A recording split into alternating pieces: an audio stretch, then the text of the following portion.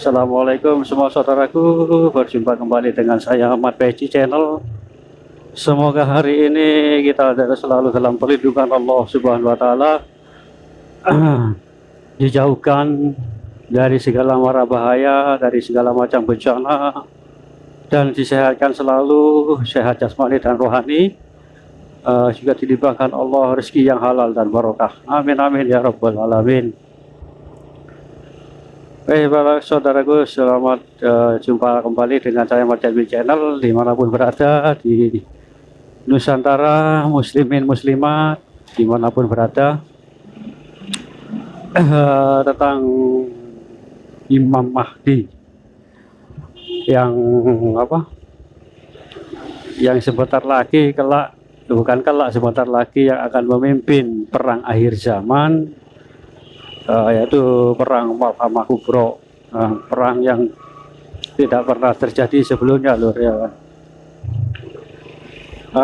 Sebelumnya ini kan munculnya beliau mematikan di mana, di kota Mekah ya kan, waktu dikejar-kejar oleh pasukan musuh, berapa 30 orang atau di pasukan 300 orang gitu loh, hanya yang satu yang selamat ya kan. Ini berbagai insya Allah ini lur,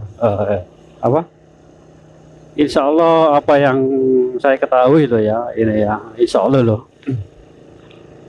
Kenapa kok di kota Mekah munculnya beliau? Karena kenapa juga di negeri kita di Nusantara kan banyak, yang bukan banyak sih, kemungkinan munculnya beliau kan di Nusantara ya kan. Kok tiba-tiba berada di sana, kok ada di kota Mekah? Nah itu loh, kok jauh ke sana gitu loh. Kan menurut sabda Rasulullah Shallallahu Alaihi Wasallam, waktu beliau dikejar-kejar dan tawaf di sana dan dibayar paksa, hingga beliau Imam Mahdi ini meminta waktu satu malam dan menghadap kepada Allah, tentang apa yang terjadi pada dirinya gitu loh. Tapi kok tiba-tiba, kenapa? Bukan tiba-tiba, kita semua ya, ini menurut saya karena Sator Benegin ini, saya ulangi lagi lur ya, dari kisah awalnya. Sator Benegin ini itu kan hanya sebuah julukan. Sator Benegin adalah pemimpin, insya Allah yang menurut pendapat saya ini pemimpin akhir zaman. Nah, ini kan hanya gelar, sama juga dengan Imam Mahdi. Imam Mahdi kan juga gelar. Nah, beliau kan punya nama sendiri, ya kan, nama aslinya kan seperti itu. Tapi ini yang kenapa kok yang jadi pertanyaan kita semua, termasuk saya juga, ya kan? Beliau kan ada di yang yang disatakan Rasulullah kan, beliau kan ada keluarnya kan di kota Mekah, ya kan, di depan Ka'bah, waktu dicari-cari oleh pasukan musuh yang ingin membunuhnya kan seperti itu. Nah, kenapa kok tiba-tiba ada di sana? Padahal kita mengira beliau kan ada di Nusantara. Menurut pendapat saya, hemat saya lur ya, seperti ini, gitu loh. Insya Allah beliau ini memang ada muncul di tengah-tengah kita di Nusantara, ya kan? Kan banyak yang tidak menyukai beliau, bahkan ada mereka yang menghalangi jalan-jalan beliau ya kan. Entah itu berupa ancaman atau bahkan bisa juga diartikan dengan pembunuhan kan seperti itu. Dimanapun beliau berada, beliau itu dicari gitu loh. Beliau itu nggak bebas, kemanapun beliau pergi, beliau ini selalu diintai, selalu diawasi, ya kan. Entah beliau ini lari ke mana, misalkan ya Jawa, terus ke Jawa Timur, ke Jawa Barat, di Jawa Tengah, insya Allah seperti itu loh, lari ke sana, ke sini, ke Sumatera, ke Kalimantan, dikejar-kejar ya kan. Insya Allah seperti ini menurut pendapat saya, ya, lur ya. Dikejar-kejar oleh orang-orang yang tidak menyukai kehadiran beliau. Bahkan ini ya lur ya, insya Allah yang mengejar beliau bukan hanya orang Indonesia, tapi ada orang luar juga, ya kan, yang apa yang diutus oleh mereka untuk mengejar beliau dari luar negeri, entah dari mana itu saya kurang begitu paham. Intel lah kalau nggak salah itu kerjasama dengan orang Indonesia, orang dalam seperti itu. Mereka tahu bahwa inilah yang jadi ancaman, yang jadi ancaman mereka. Orang ini yang akan jadi ancaman mereka, kan seperti itu. Maka dicarilah, bahkan diawasi, diintai, bahkan ingin dibunuh. Nah, Satrap ini mengetahui, ya kan, mencium bau apa yang terjadi dalam dirinya, seperti terancam gitu loh. Beliau lari ke sana kemari ya, untuk menghindari kejaran-kejaran dari orang-orang seperti itu, ya kan.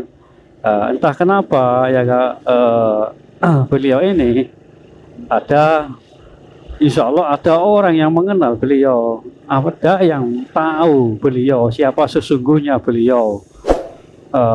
Di antara mereka orang-orang Nusantara, bahkan orang dari luar negeri juga mengetahui beliau gitu loh lur. Siapa diri beliau, kalau beliau inilah sebenarnya Imam Mahdi yang dikejar-kejar. Bukan hanya dikejar-kejar di Nusantara, tapi di luar negeri gitu loh lur. Insya Allah seperti itu nantinya jalannya, ceritanya menurut saya ini, ya kan. Kan dikejar ya, itu tadi ada yang mengenal beliau, siapa dirinya beliau, jati dirinya beliau, ada yang mengenali dari saudara-saudara kita yang di Nusantara.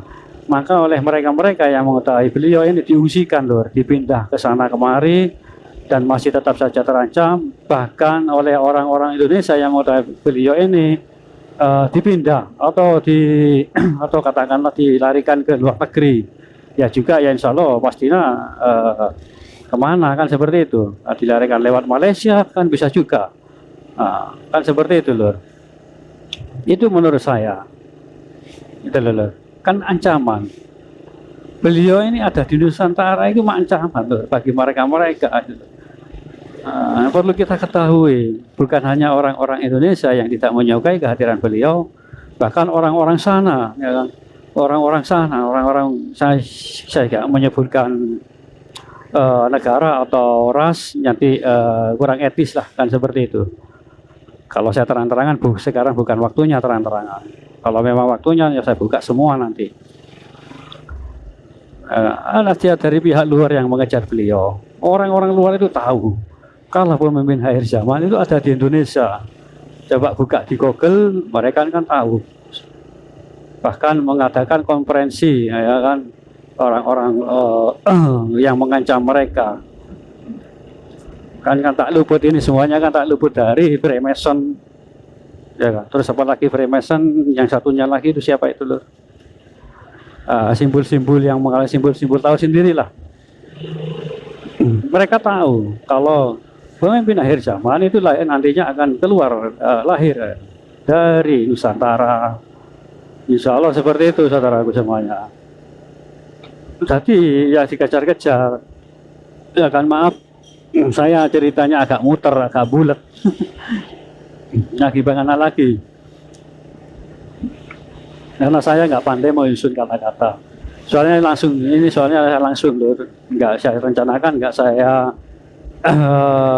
atur, gitu, ya kan? Langsung plus. Jadi maaf aja bila kata-kata saya ini cerita saya ini bulat aja kan seperti itu. Dari A kembali, dari B, dari C kembali ke A, ya, seperti itu. Ya gimana lagi loh? Hanya itu yang saya kuasai gitu loh. Saya nggak pandai, nggak bisa mengedit-ngedit. Hanya langsung cespleng wis. Karena itulah lor, banyak mereka-mereka yang mengetahui gitu loh. Coba seluruh itu tahu kok lor. Buka Freemason apanya satu lagi itu wis lupa kok lali ngene kira.